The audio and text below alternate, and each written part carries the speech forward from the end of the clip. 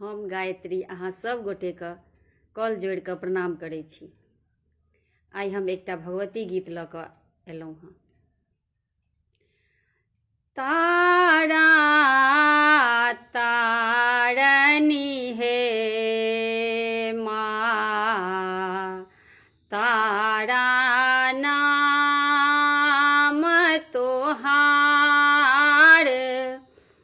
तारा तारनी हे माँ, तारा नाम तोहार। गंगा निकट सँ माटी कोड़िला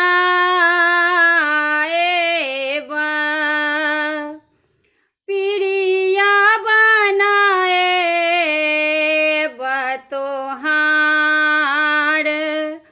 पिड़िया बनाए तोहार। तारा तारनी हे माँ, तारा नाम तोहार। जमुना निकट सँ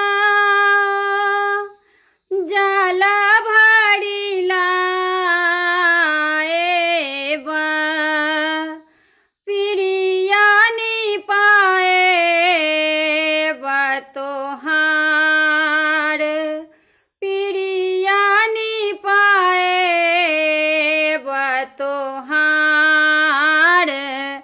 तारा तारनी हे माँ, तारा नाम तोहार। पटवा दोकान सँ आचरी मंगाएब घुघरू लगाएब तोहार। सिर में टंगाएब तोहार। तारा तारनी हे माँ, तारा नाम तोहार। मलिया आंगन सँ फूल लोढ़िला सिर में सजाएब तोहार। सिर में चढ़ाएब तोहार। तारा तारनी हे माँ, तारा नाम तोहार।